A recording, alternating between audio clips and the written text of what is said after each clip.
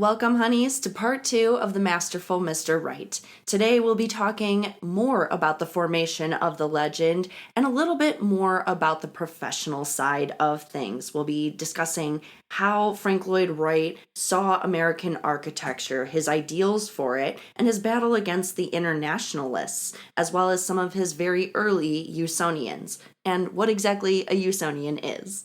Buckle up, we're about to begin. Now, all this time, I've been talking a little bit about how Frank Lloyd Wright was so different, so novel, so revolutionary in American architecture, but I've not really explained how. What was his philosophy? What is this organic architecture that I keep talking about? Well, essentially, Frank Lloyd Wright's philosophy of organic architecture promoted simplicity and necessity in the layout as well as decoration. He focused on exposing the true properties of the materials, as he called it, and he focused on them enhancing their surroundings rather than being separate from them. Wright aimed to use nature as an inspiration for his ornamentation. As the Museum of Modern Art puts it, quote, his ideas for an organic architecture were predicated on an integral relationship of a building to its site and a unity in design of all of its interior furnishings and colorful art glass windows, which he also designed, end quote. So how can we recognize organic architecture? Some of its key components are the open floor plan, the blurring between the exterior and interior, as we've kind of hammered home now, the uses of materials, new uses of them, and technologies, and the explicit responses to the suburban and natural settings of the various buildings. There's this interior-exterior relationship that Jim talked about very extensively in the Wright architecture.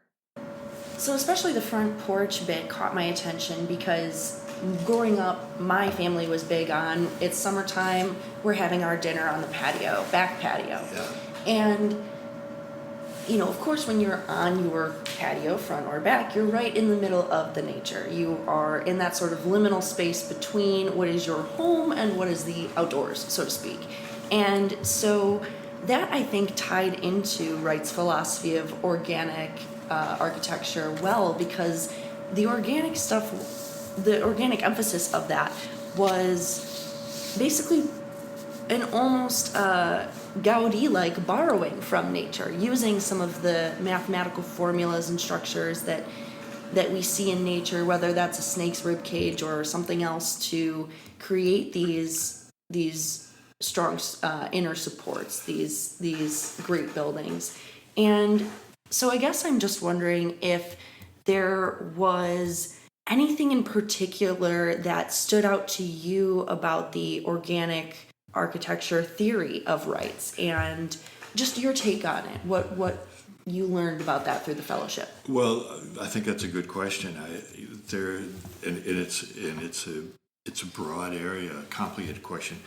I think I would think about Ralph Waldo Emerson, who Wright was a big fan of. They were peers, and so the transcendentalist philosophy that Emerson put out was an influence on Wright. It basically dealt with the alignment of what Emerson calls spirit with the external form, and so Wright began to adapt this by designing buildings that integrated with the landscape and were open, and a sense of intellectual freedom, open spaces, and really rejecting the European older model of architecture. So that it kind of started there, and one of Wright's quotes is, this is how Wright, after reading a number of things he's written, kind of how he speaks. Spirit, the essence, brooding just behind all aspects. And so one can interpret that as Wright looking at nature and what he sees besides just the physical growth and the woods, the field.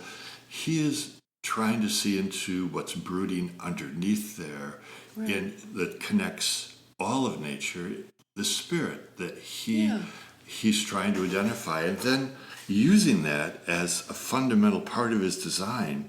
I think that was his greatest influence. He starts to design buildings that that connect with that spirit.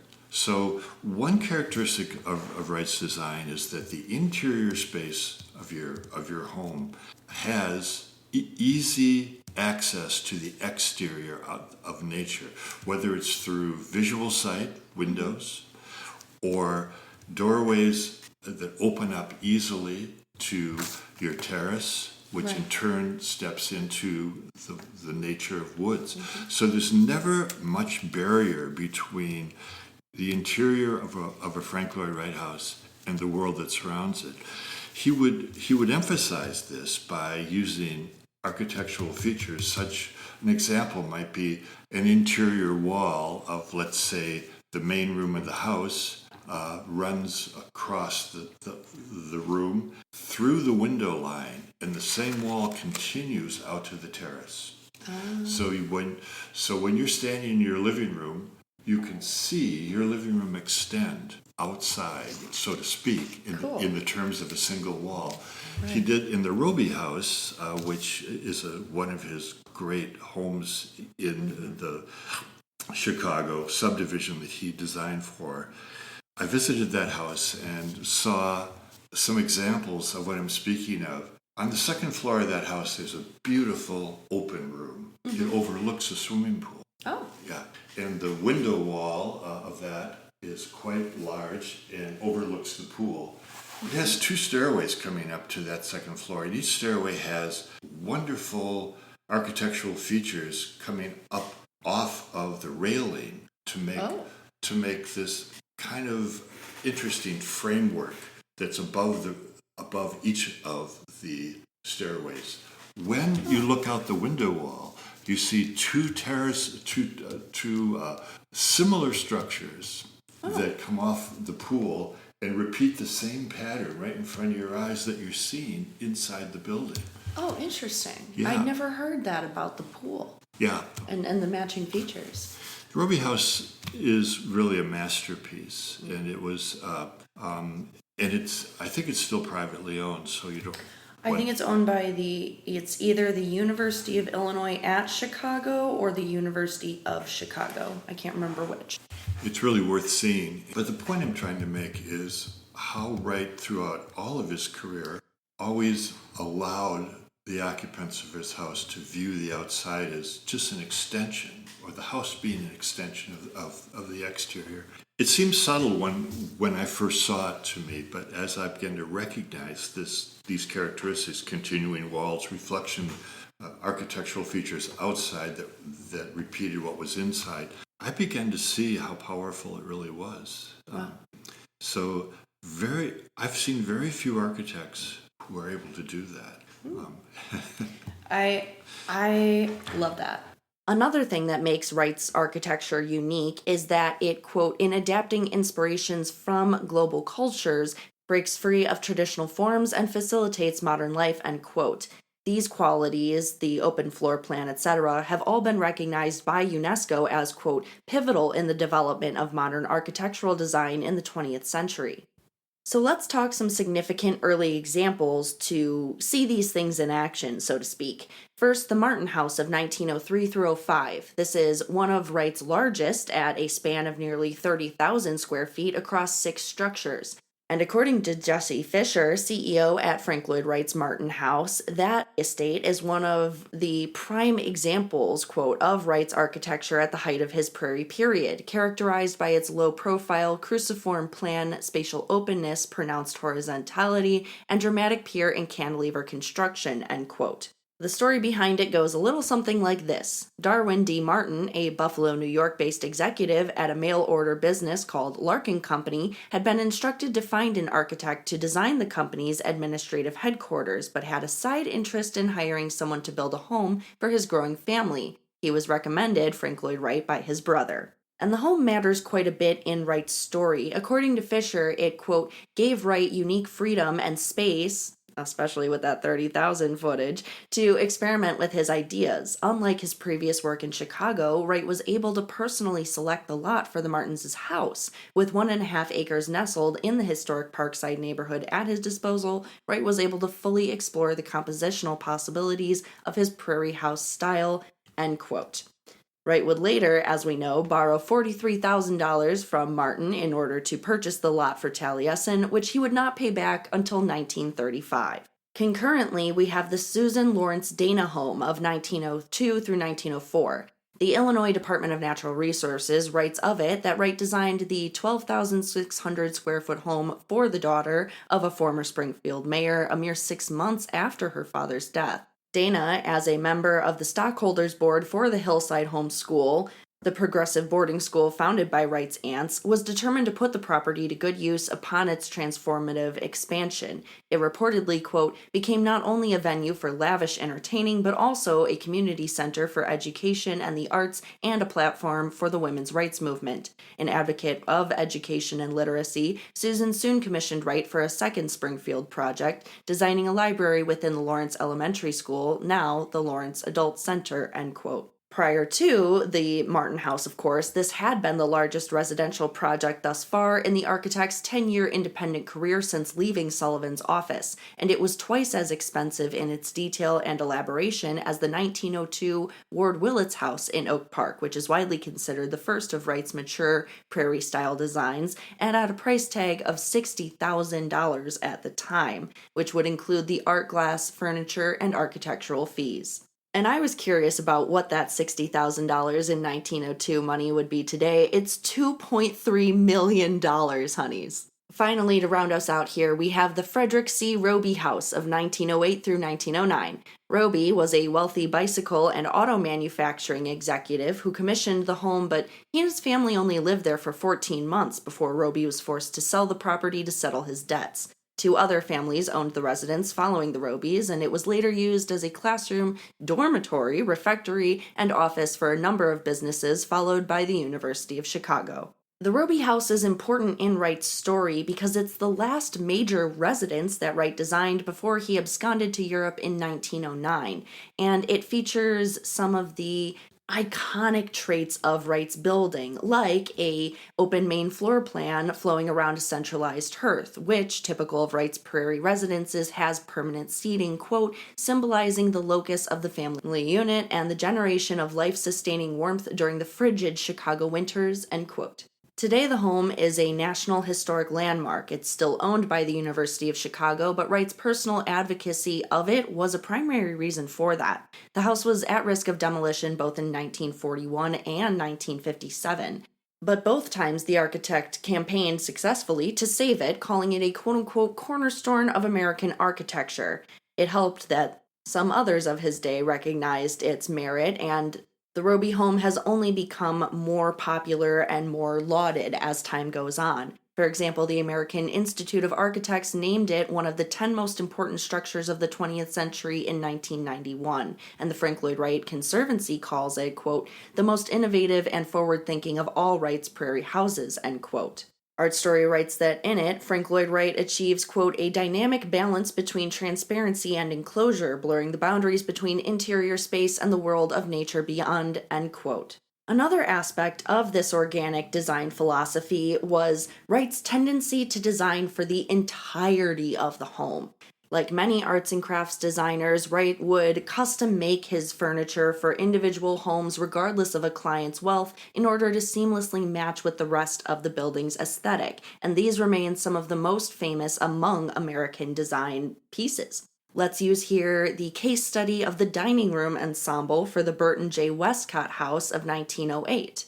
While many of his dining room ensembles, especially from his prairie-style years, are considered exemplary, the most important feature of them is how their very design encourages gathering and social interaction. It helps one focus on the seating of everyone around the table by, for example, using high-backed chairs to help screen out the view beyond each person. Wright would also strategically place lamps and permanently attach them at each corner of a table to illuminate the space within there, block the views beyond the corners of the table, and define the gathering space limits, while, quote, in a larger sense, this notion of anchoring mirrors Wright's conception of the entire house to function as a bastion of domestic security in the midst of an increasingly changing, unstable, industrialized society, end quote. Of course, even though some of these pieces were removable, Wright insisted that they be located where he wanted them all the same.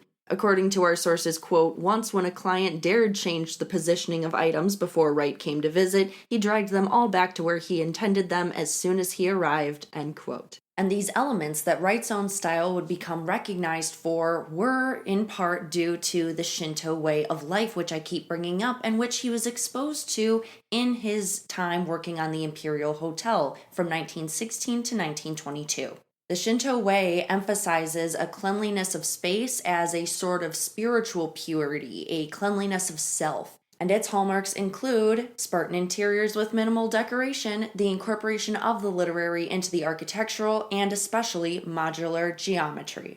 And to round that story out, the ending. Wright's Imperial was demolished in 1968 and replaced by a new high-rise design due to changing tastes on top of damage inflicted during World War II and some caused by the uneven natural settling of the foundations, plus the need to accommodate an increasingly larger number of guests in a landlocked city. The central section of the building, however, was salvaged and relocated to Nagoya before being painstakingly reconstructed over a period of 17 years. It can be seen today as part of the Meiji Mura Museum. That remaining portion really is notable, honeys, for surviving quite a bit. Wright designed the H-shaped plan for the Imperial with earthquakes in mind, using a new technology, reinforced concrete, which allowed it to survive the Great Kanto earthquake of September 1923, which leveled 80% of the city. Wright was sure that he would then be celebrated as both a great architect and engineer, and did nothing to dispel the false rumor that the Imperial had been the only building to emerge intact.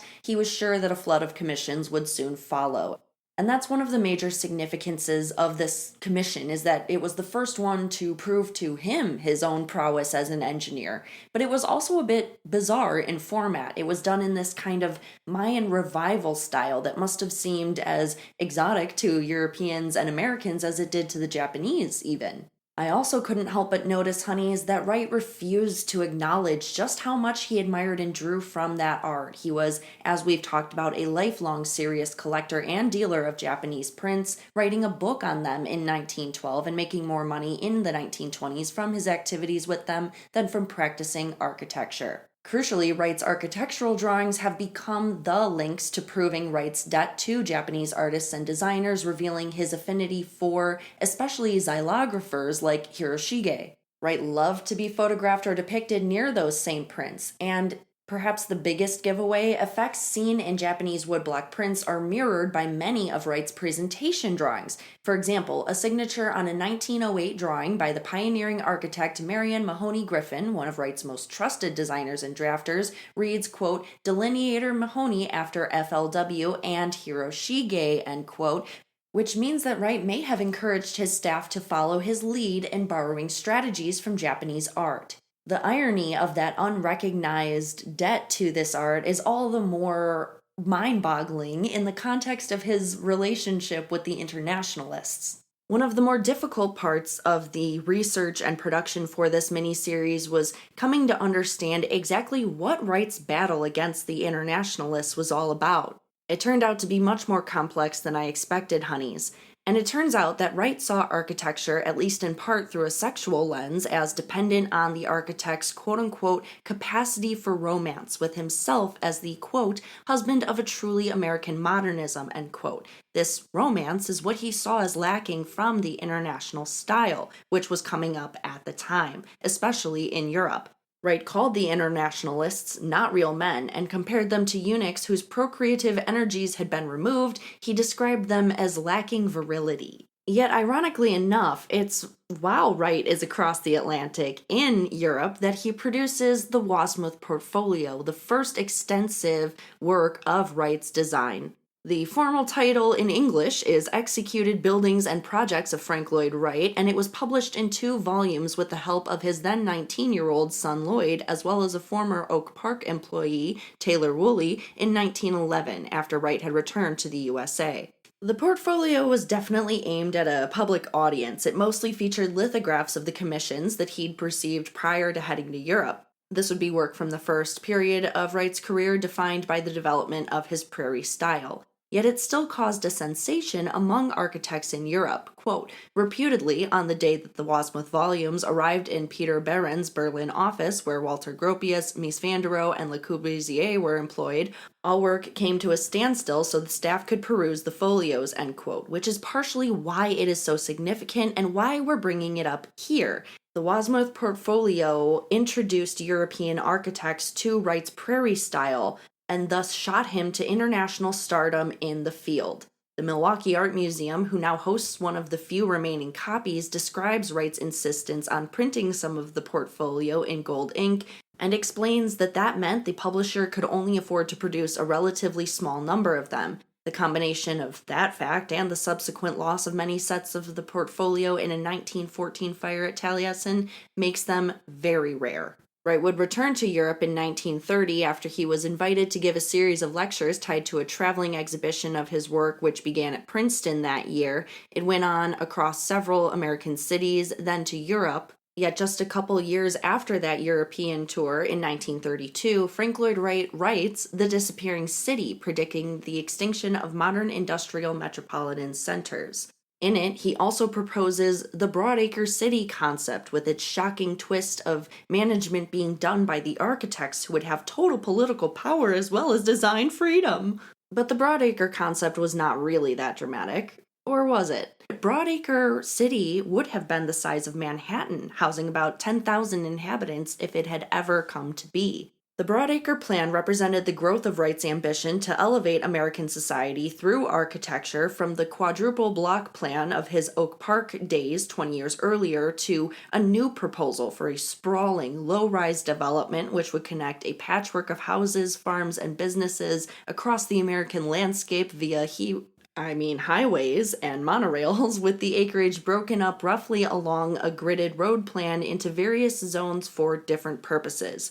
So essentially what we already have, just Wright's version of it. What Wright did not often acknowledge, though, is that a major player in Georgy Gurdjieff's circle, Alfred Orridge, had a major hand in the formation of this new way of living, too. Wright incorporated the idea of socializing credit in a certain living community, for example. It should be noted that not everyone loved this idea. The apprentices with some life and schooling experiences remained concerned about the economic notions behind the project and Wright's often prescriptive style of designing. The fellows also came to realize their master's less admirable personality traits around this time and became disenchanted with him more often. All the same, Broadacre remains the most complete statement of Wright's vision for what American urbanism should be, even though it was never exactly finished. Here's Jim with a little insider information on the Broadacre plan. In full transparency, honeys, this is technically my second interview with Jim. We had an issue with the previous recording, and I do just want to bring up one thing that I noticed, and it may just be the way that our conversation is flowing this time versus last discussion. Last time you really emphasized the word democratic when it came to Wright. Well, you're right about that. I did. And, you're right. This is our second interview. So, yes. So thanks for reminding me of that. Just because it seemed so important to you the last time. I wanted to bring that up again.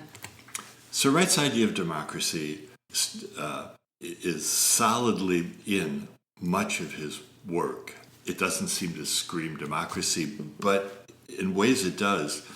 He also was in the early 20th century, much like now, I guess, in ways, the American democracy was fluctuating.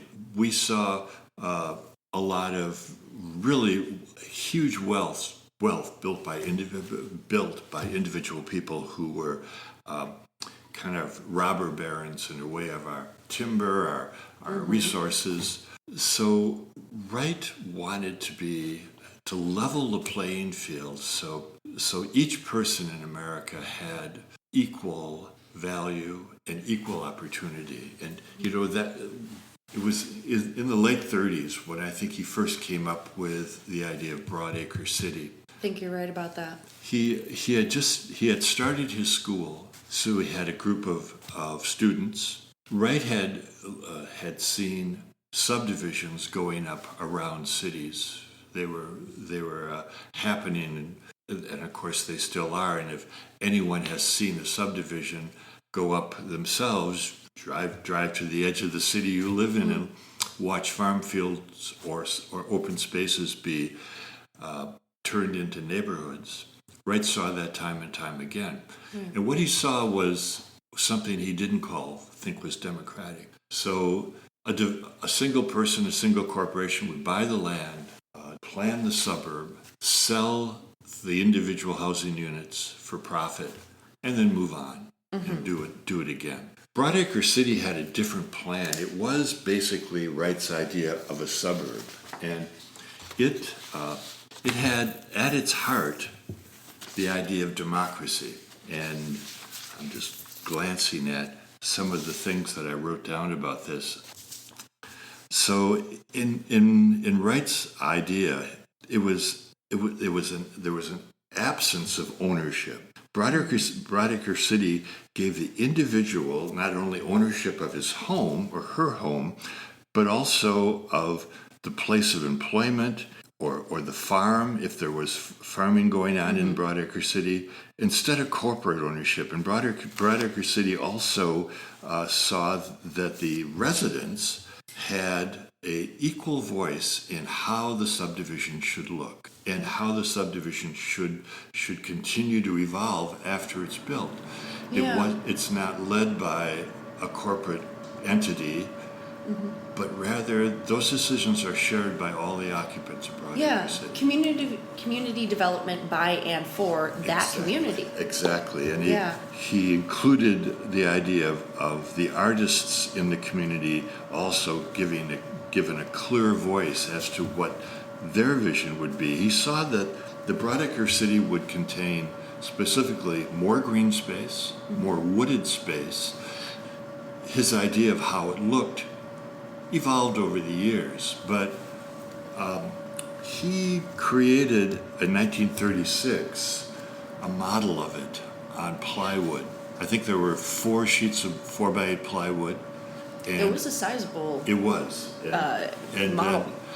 With the help of his students, they created a little 3-dimensional model of Broadacre City that showed some of the things we're talking about.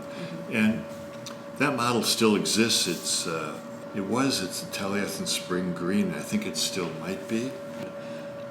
While no municipality adopted it completely, right. I think that some of the ideas were tried to be incorporated in new developments. I think that's possible. I'm struggling to name a specific one here for the Honeys, but I do think that it ties into the idea of how do we redesign the American home so that it emphasizes family and togetherness, so that we eliminate those sort of extreme spaces, so to speak, in terms of distance from one another, of the attic, of the basement.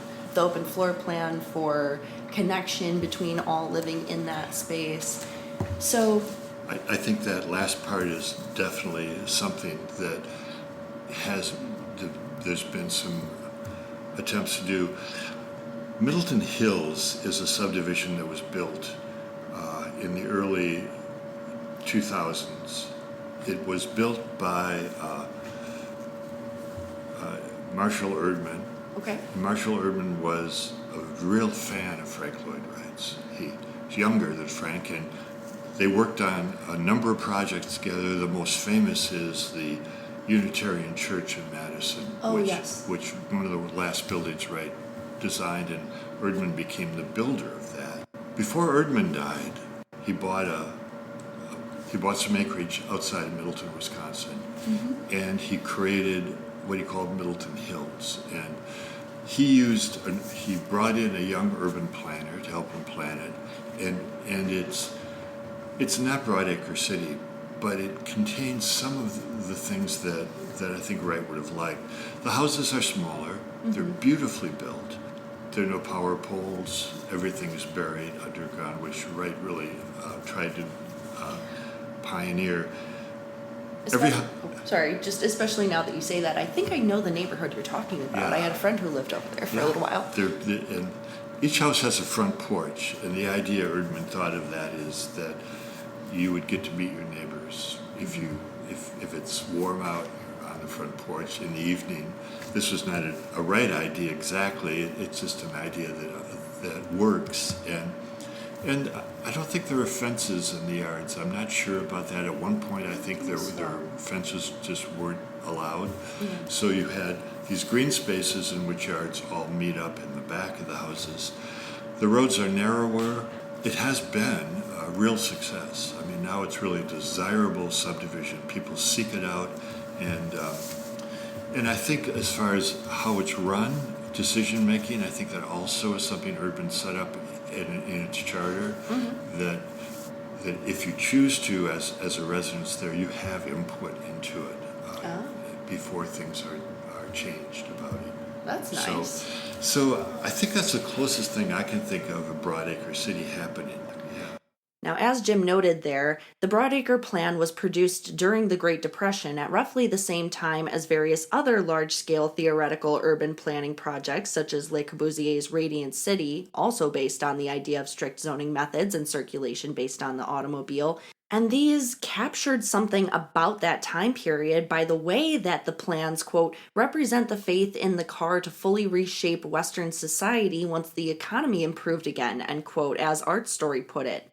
So the Broadacre idea was not the only utopian urban city design of its day. Yet, quote, in the United States in the post-war era, with the rise of suburbia and urban renewal programs, a version of Wright's vision would come to fruition, but often with highly controversial and often devastating results, such as displacing urban dwelling minority populations to isolating, dangerous housing projects and destroying communities in the process, end quote.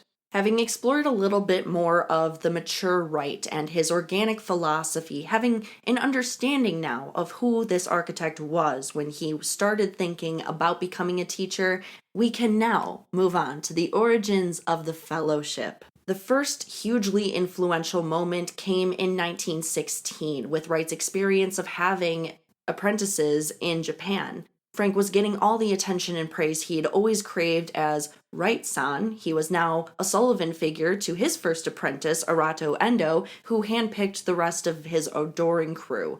Living and working with them all gave Wright even more insight into the Japanese culture and working dynamics between apprentices and master in that context.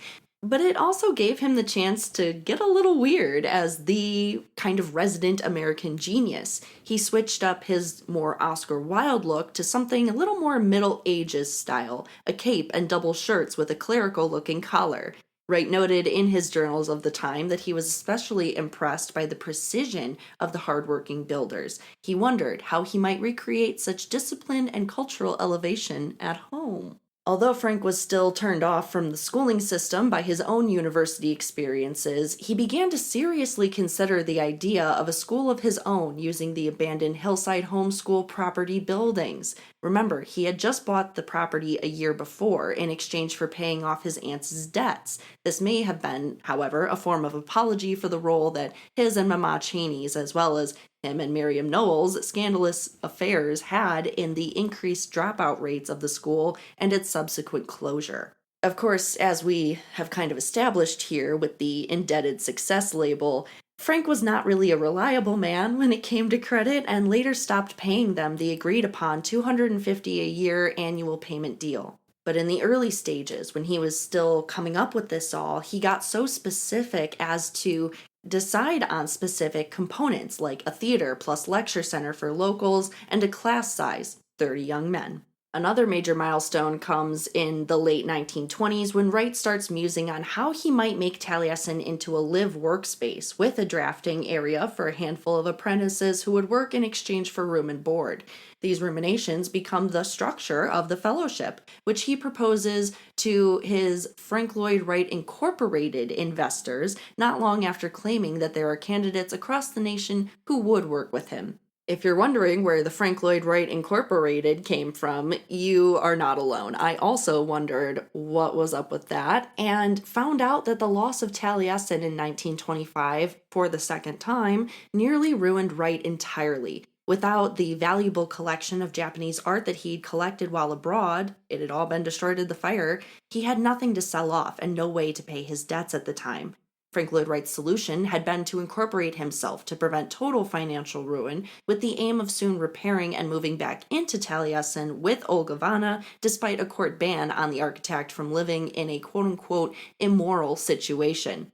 Each investor into Frank Lloyd Wright Incorporated was promised a share of his future earnings for just $7,500, or $288,000 today. Meanwhile, the son of a famed Wisconsin governor and future one himself, Robert La Follette, works out this deal and another one for a 1-year grace period on Taliesin's loan payments.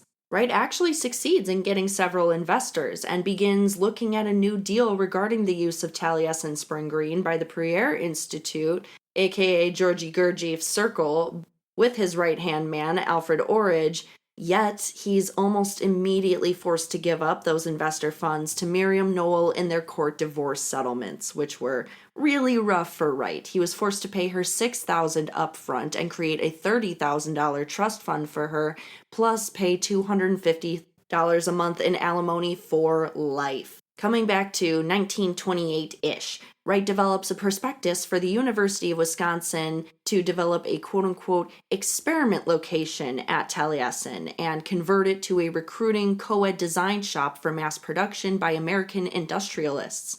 That very specific terminology and format was inspired by Hendrikus Theodorus Wiedeweld, founder of the Amsterdam School, a Dutch modernist movement strongly influenced by the work of Frank Lloyd Wright.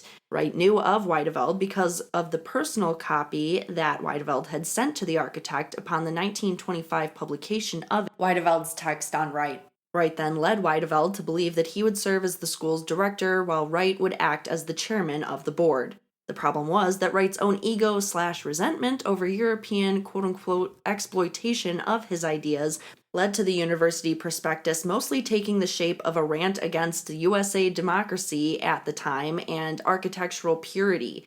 Wiedeweld also took 3 months to get back to Wright, only to inform the American architect that the Dutchman had decided to open his own school in Amsterdam, but was deciding between that project and joining up with Wright. Wiedeweld arrives for a visit to Taliesin in October of 1931 with his own ideas about the international school and his heart set on a medieval guild format a la Charles Ashby, an Englishman with such an operation already running who is an old friend of Wright's. The deal that the two work out not long after gave Frank Lloyd Wright a reprieve for much of the Taliesin work, plus a source of income. But in February of 1932, not long after the mass mailing of the announcement of the upcoming Frank Lloyd Wright Fellowship, Wright wrote informing Wiedeweld that he was being cut out of the school and should instead focus back on starting his own in Amsterdam. Wiedeweld had come up with the most significant contributions to the idea of the fellowship and its prospectus, yet ended up cut out entirely.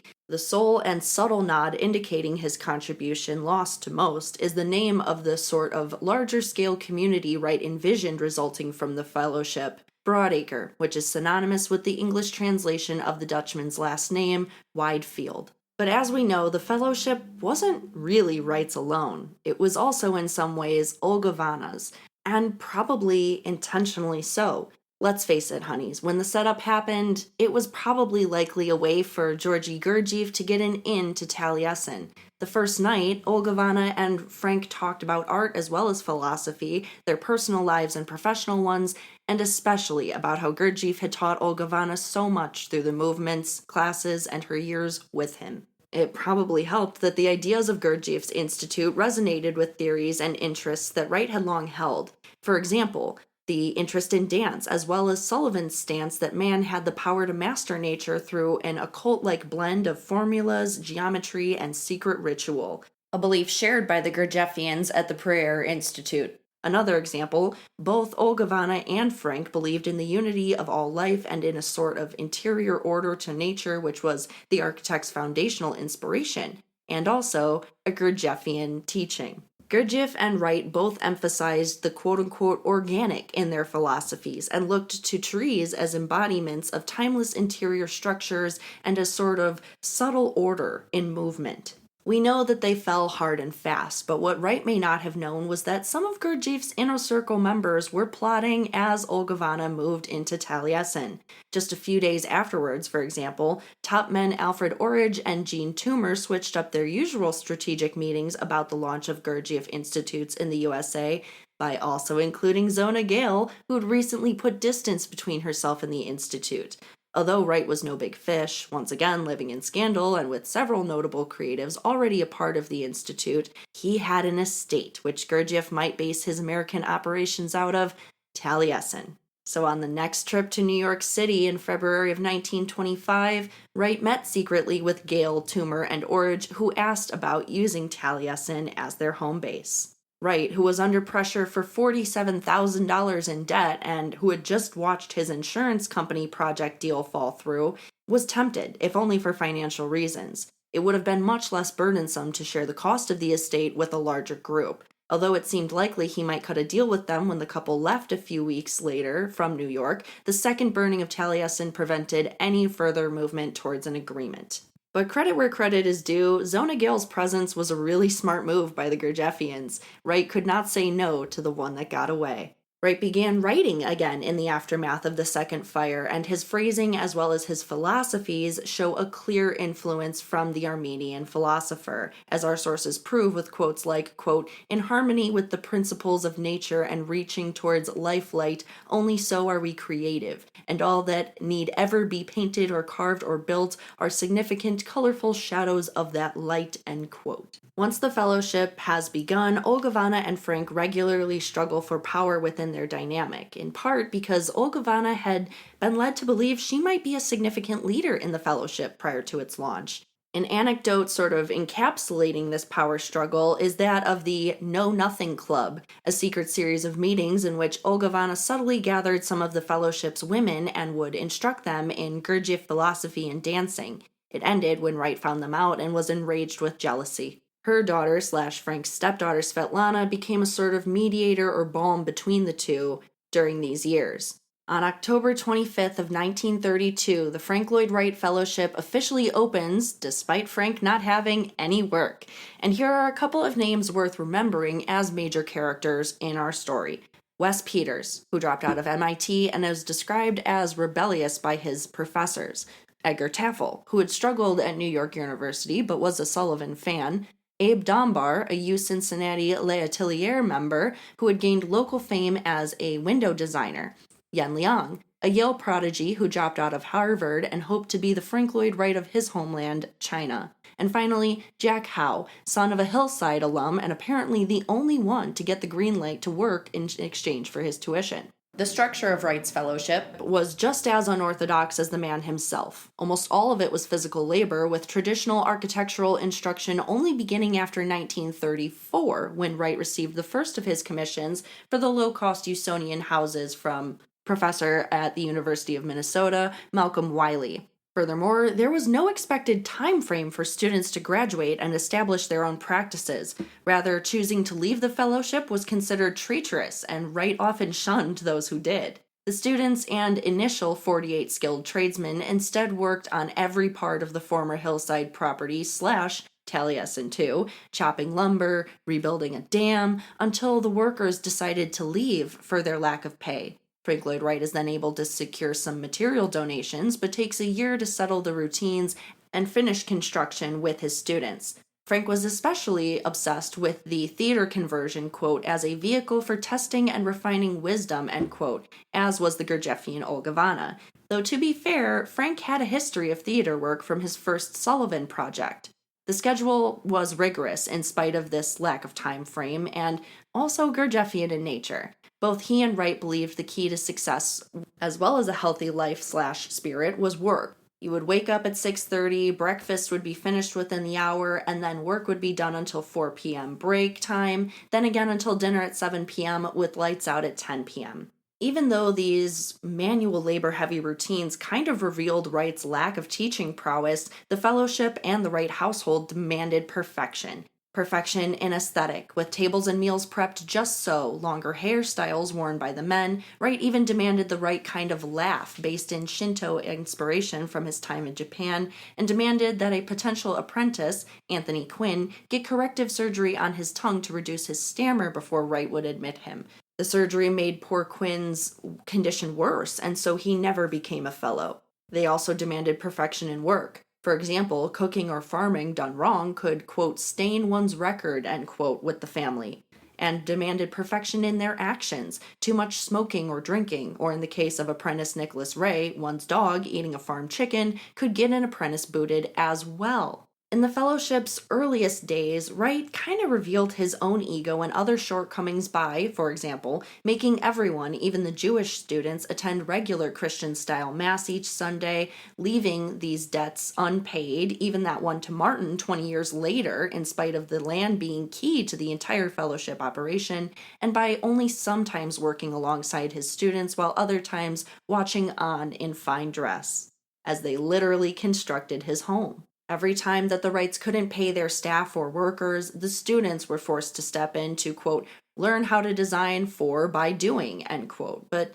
to be honest, honeys, these early stages feel a little scammy to me, especially with the lack of gratitude shown by the Wrights for the students' efforts, particularly when it came to cooking. Even the most dedicated students like Taffel and Dunbar catch on to the lack of any concrete or useful architectural training, and they and others grumble more and more. And that brings us back to the Wright daughters, specifically Svetlana. Her teenage years at Taliesin weren't all sunshine and rainbows either. Our big book of research puts the first documented abuse instance by Frank of Olgovana and Svetlana witnessed by Iovana in 1932.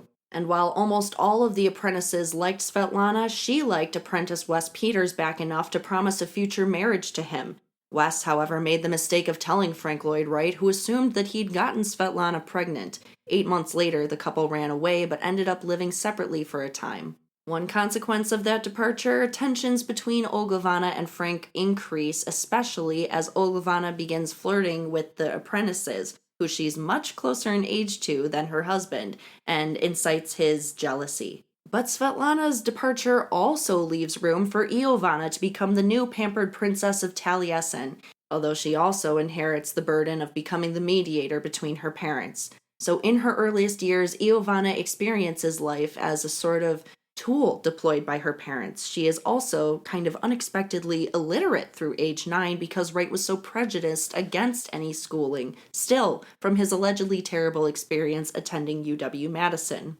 And a bit of an editorial moment here, honeys. That particular bit bothered me. That seemed like a very classic narcissistic move to deny your child something so crucial as an education just because you don't like it. But I digress. Svetlana is able to maintain some general support from her mother and from her fellow Taliesin quote-unquote escapees despite later attempts by her mother to force her back and the use of fellow Edgar Taffel, who had always had a thing for her, as bait in that pursuit.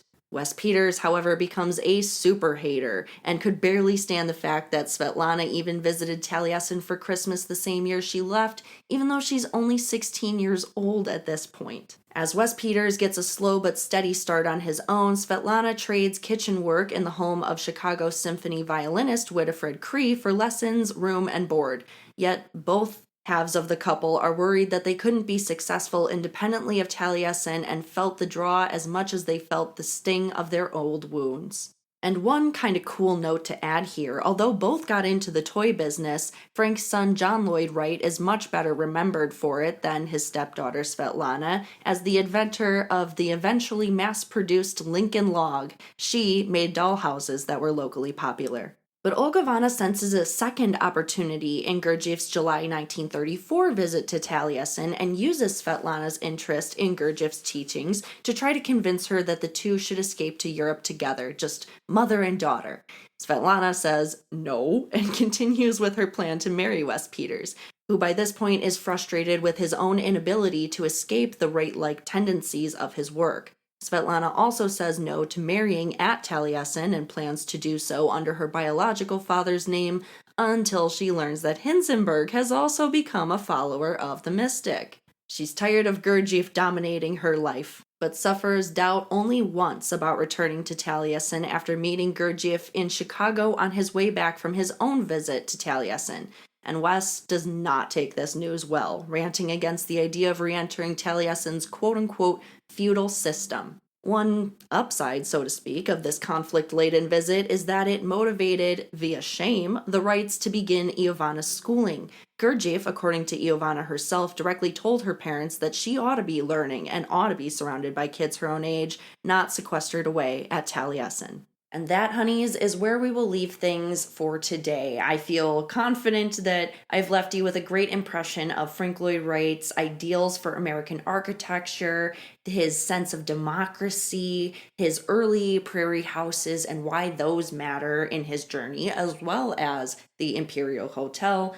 We've touched on Frank as a husband and as a father a little bit now, and even introduced the very start of the fellowship. In part 3, we'll discuss more about how the fellowship began, and Olgivanna as a competing creative. We'll also talk a little bit more about Wright becoming a press regular in a more positive way, and discuss how all this ties back to Wright's efforts to distinguish himself from the modern architects of his day, the internationalists across the pond in Europe. I hope you've enjoyed part 2. Please give us a like, a comment, a something if you did. Be sure to hydrate or dihydrate going into this holiday weekend, and we will talk soon. Take care, everybody. This episode of Highbrow Honey was researched, hosted, fact-checked, recorded, edited by yours truly, master's degree holder in art history, Celia Bugno. Chris Meinhold is our master of music.